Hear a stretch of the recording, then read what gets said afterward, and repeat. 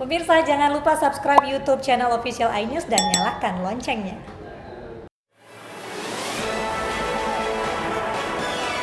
Ratusan warga berdesakan untuk menerima pembagian uang.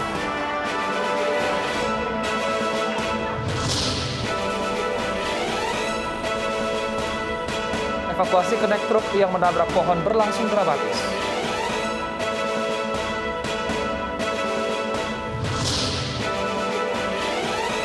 Setelah pemerintah resmi melarang mudik, masyarakat memilih pulang ke kampung halaman lebih awal.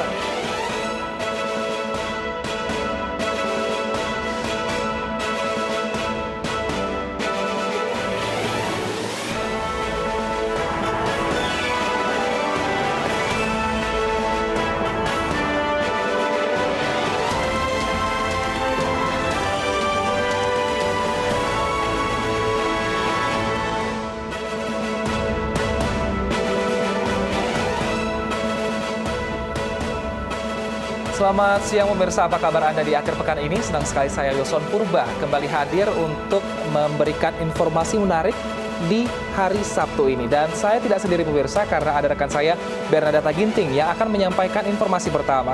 Selamat siang Deta, informasi apa yang kita punya dalam iNews siang hari ini? Selamat siang Wilson dan juga pemirsa, di akhir pekan kali ini kita memiliki informasi terkait dengan serba-serbi jelang bulan Ramadan. Dari harga bahan pokok yang cenderung naik dan juga tradisi ziarah makan yang sudah mulai dilakukan oleh warga. Selama 60 menit ke depan, inilah iNews Siang selengkapnya.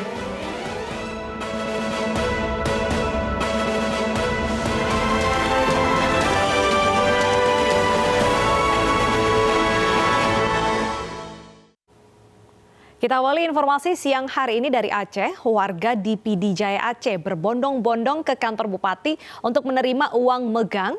Namun sebagian dari mereka justru kecewa karena tidak menerima pembagian uang yang sudah menjadi tradisi di Aceh setiap tahun tersebut.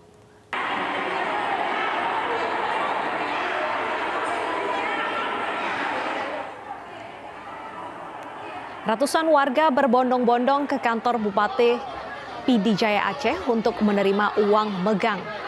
Namun sejumlah warga merasa kecewa karena tidak menerima uang dari Pemda yang telah menjadi tradisi di wilayah ini selama bertahun-tahun. Padahal pemirsa, warga telah menunggu sejak siang dan berdesak-desakan untuk mendapatkan uang sebesar Rp100.000. Warga yang tidak menerima uang megang merasa pembagian tidak merata karena hanya diterima oleh sejumlah warga.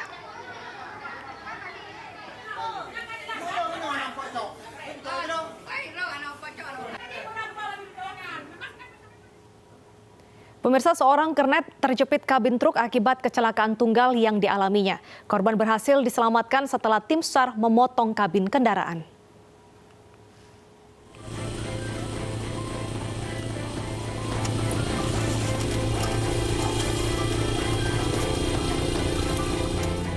Tim Basarnas Yogyakarta berusaha menyelamatkan seorang kernet yang kakinya terjepit kabin truk akibat mengalami kecelakaan tunggal di Jalan Godean Tempel, Sleman, Jumat siang.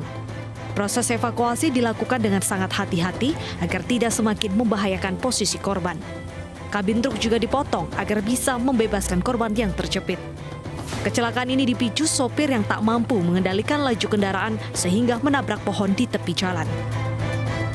Kita melepaskan jepitan yang menjepit tungkai korban sebelah kiri, mulai dari tungkai atas sampai ke tungkai bawah.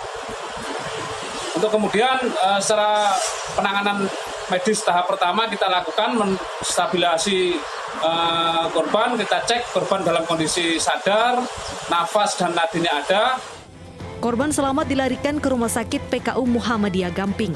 Truk kemudian diamankan oleh aparat kepolisian Resort Sleman. Dari Yogyakarta, Gunanto Farhan, iNews melaporkan. Iseng memakai cincin ukuran kecil, jari telunjuk seorang remaja justru membengkak. Proses pelepasan cincin tersebut bahkan melibatkan petugas pemadam kebakaran.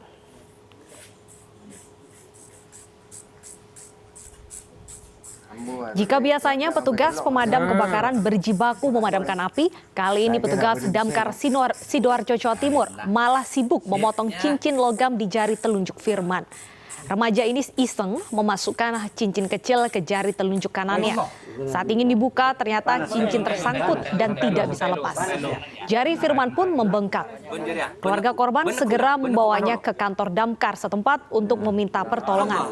Proses pemotongan cincin memakan waktu setengah jam karena ukuran cincin yang cukup tebal. Ini kasih minyaknya mana? Minyak lah. Dia minyak deh. Kita beralih ke informasi lainnya, pemirsa. Korban keracunan massal di Gampong Panton Rayek, Aceh Timur meminta pertanggungjawaban kepada perusahaan PT Medco ENP Malaka. Warga menduga bau gas yang menyengat diduga dari kegiatan pencucian sumur gas.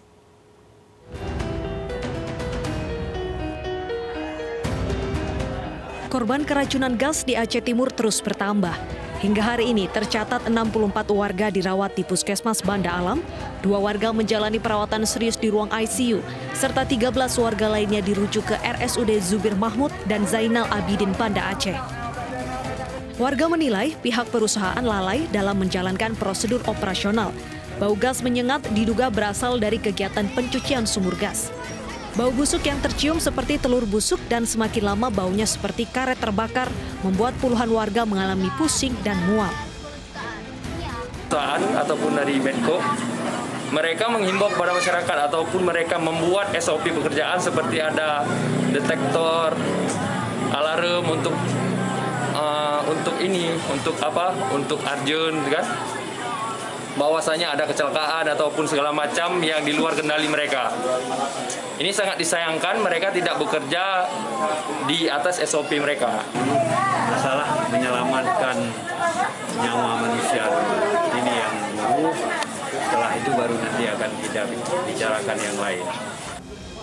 Semakin bertambahnya korban keracunan massal membuat warga mendesak PT Medco ENP Malaka untuk segera bertanggung jawab. Pasalnya pihak perusahaan hanya menyiapkan tikar alas tidur di lokasi pengungsian, sementara kebutuhan lainnya belum diberikan. Dari Aceh Timur, Jufri Zainuddin, iNews melaporkan. Seorang kakek ditemukan tewas di sungai di Ponorogo, Jawa Timur. Diduga korban tewas karena terjatuh ke sungai dan terseret arus. Joyo Tukul, warga desa Pengkol, Ponorogo, berusia 90 tahun, ditemukan tewas di dasar sungai di desanya. Jasad korban ditemukan salah seorang warga yang sedang memancing di sekitar sungai. Sehari sebelumnya korban meninggalkan rumah. Keluarga mencari hingga malam hari namun tidak ditemukan. Diduga korban terpeleset dari bibir sungai dan terseret arus sejauh 5 meter. Malam nggak pulang? Iya, berhubung semalam nggak pulang kan kita nggak tahu ya keluarganya. Biasanya kan jalan terus gitu, nggak tahu rumahnya gitu. Nggak tahu jalan pulang maksudnya? Nggak tahu jalan ke rumah itu. Rumahnya itu mana itu lupa beliau itu gitu. Kan udah 90 tahun loh beliau itu. Udah lanjut usia gitu. Pemirsa, jelang Ramadan, warga ramai-ramai berziarah. Nantikan laporan langsungnya usai jeda berikut.